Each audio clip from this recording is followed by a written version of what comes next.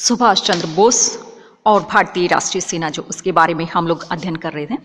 जिसमें हमने सुभाष चंद्र बोस के प्रारंभिक जीवन और वो राजनीति में किस प्रकार से आए और फिर किस प्रकार से उन्होंने कांग्रेस की अध्यक्षता जो है वो ली और फिर बाद में किस प्रकार से उनका गांधी जी से मतभेद होने के कारण वो कांग्रेस जो उससे अलग हो गए, इसके बारे में हमने अध्ययन किया। अब हम आगे क्या करते हैं कि उसके बाद में उन्होंने किस प्रकार से फॉरवर्ड ब्लॉक जो उसकी स्थापना की थी कि कांग्रेस के अध्यक्ष पद से त्याग पत्र देने के बाद सुभाष चंद्र बोस ने कांग्रेस के अंदर फॉरवर्ड ब्लॉक जो उसकी स्थापना की, परंतु दक्षिणापंथी तो उन्हें कांग्रेस से ही बिल्कुल अलग करने पर तुले हुए थे। अतः उन्होंने सुभाष के खिलाफ अनुशासन की कार्यवाही कर बंगाल कांग्रेस कमेटी के अध्यक्ष पद से हटा दिया और यह भी घोषित किया गया कि वह आगामी 3 वर्ष तक कांग्रेस के किसी भी पद पर कार्य नहीं कर सकते। और सुभाष चंद्र बोस पूर्ण रूप से संघर्ष में आस्था रखते थे और समझौता करके वह साम्राज्यवाद का समर्थन नहीं करना चाहते थे।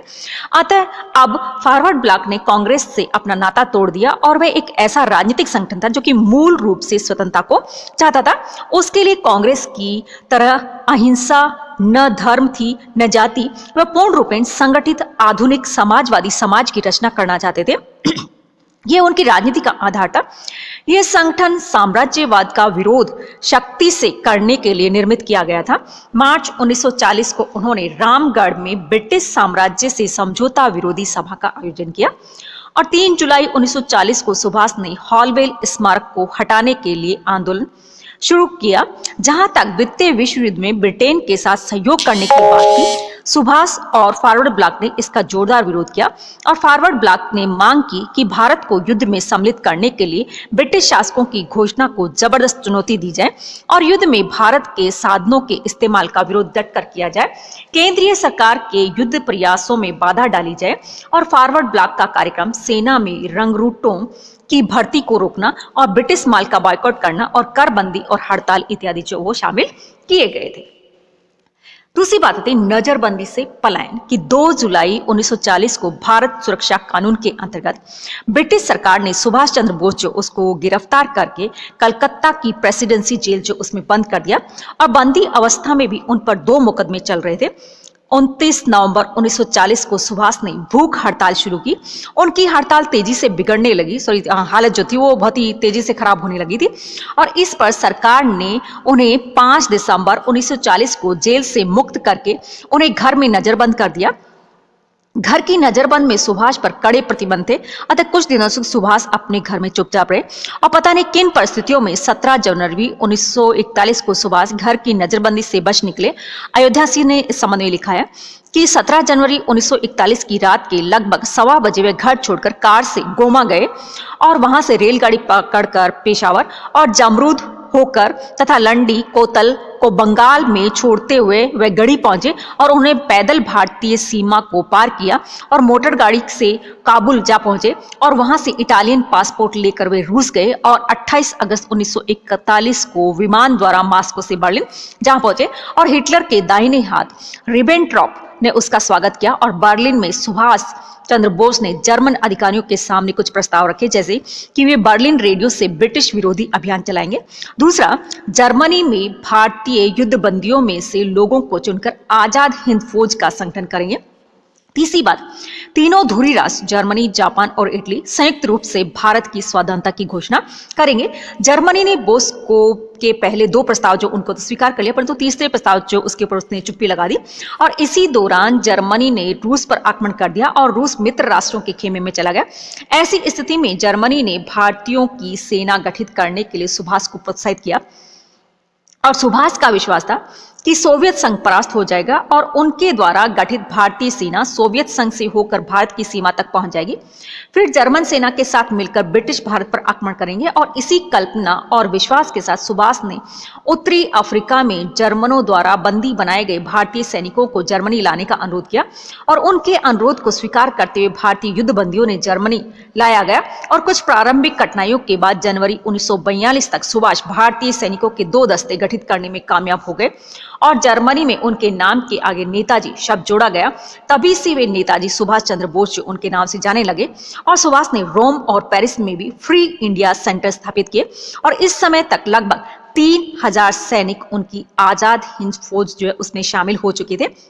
लेकिन इसी बीच उन्हें जापान से रास बिहारी बोस जो उनका एक संदेश आया कि वे जल्द से जल्द जापान आ जाए। तो इस प्रकार से वो उन्होंने क्या बोलते हैं, अपने जो जर्मनी में जो युद्धबंदी जो थे उनको अपनी सेना जो उसमें संगठित करने का प्रयास किया था और उसके द्वारा उन्होंने लड़ने का प्रयास किया था। अगली बात आती है, क्योंकि जाहिर है अब रास बिहारी बोस जो उन्होंने क्या किया था, उनको बुलाया था। तो रास बिहारी बोस जो उन्होंने एक आजाद हिंद फौज जो उसका गठन किया कि रास बिहारी बोस एक राष्ट्रवादी क्रांतिकारी थे और उनका संबंध गदर पार्टी से रहा था। पहले विश्व युद्ध के शुरू होने पर गदर पार्टी के नेताओं ने भारत में योजनाबद्ध तरीके से विद्रोह चलाने का निश्चय किया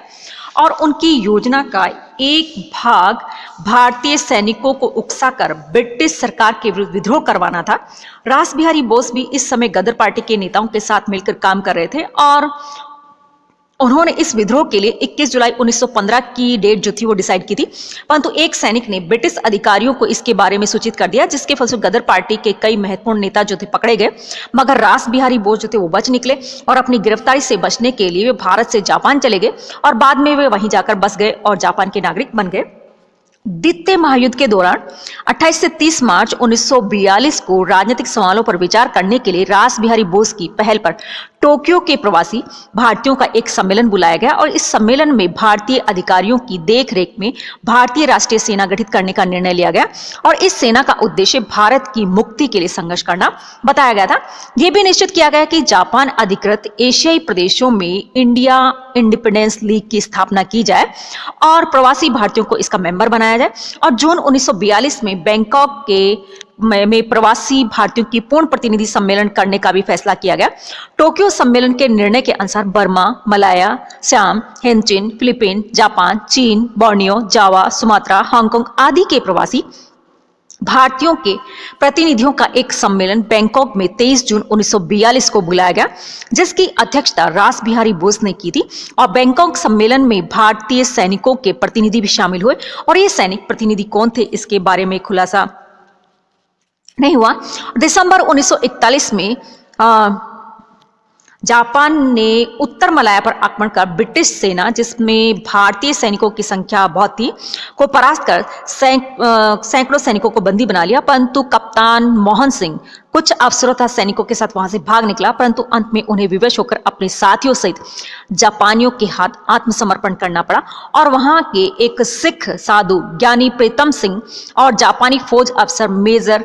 फुजीहारा के समझाने बुझाने पर मोहन सिंह भारत की स्वतंत्रता के लिए जापानियों के साथ मिलकर लड़ने के लिए तैयार हो गए और 15 फरवरी 1942 को सिंगापुर जो उसका भी पतन हो गया और जापानियों ने लगभग 40,000 भारतीय सैनिकों को बंदी बना लिया और इन सभी भारतीय बंदियों को कप्तान मोहन सिंह के सुपुर्द कर दिया गया और मोहन सिंह ने इन्हीं युद्ध बंदियों को लेकर आजाद हिंद फौज यानी कि INA भारतीय राष्ट्रीय सेना खड़ी की और बैंकॉक सम्मेलन में इन्हीं सैनिकों के प्रतिनिधियों ने भाग लिया था और ये कप्तान मोहन सिंह, कप्तान मोहन अकरम खां, लेफ्टिनेंट कर्नल NS गिल, प्रवासी भारतीयों के का प्रतिनिधि KP के मेनन और N राघवन, SC गोहो, NK अय्यर,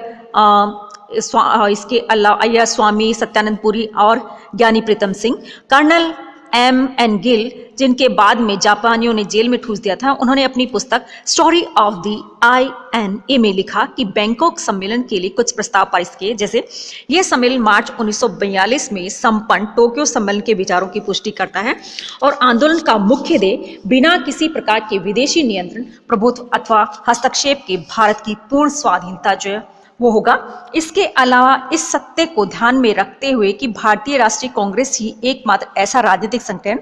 जो कि भारत की जनता के वास्तविक हितों का प्रतिनिधित्व करने का दावा कर सकती है, यह सम्मेलन ये राय व्यक्त करता है कि इस आंदोलन का कार्यक्रम और योजना इस ढंग से बनाई जाए कि भारतीय राष्ट्रीय कांग्रेस के उद्देश्यों और विचार जो उनके अनुकूल हो। INA यानी कि आजाद हिंद फौज पूर्ण रूपेण भारतीयों के हाथ में रहेगी और इसका प्रयोग भारत में ब्रिटिश तथा अन्य विदेशी शक्तियों के विरुद्ध भारतीय स्वतंत्रता की प्राप्ति तथा उसकी सुरक्षा के उद्देश्य से किया जाएगा। इसके अलावा तमाम भारतीय युद्धबंदी और भारतीय समुदाय के लगभग 20 लाख लोग सीधे IIL के नियंत्रण में रखे जाएं ताकि हम उनकी सुरक्षा और हित जो उनका ध्यान रख सके और आंदोलन जो उसको मजबूत बना सके।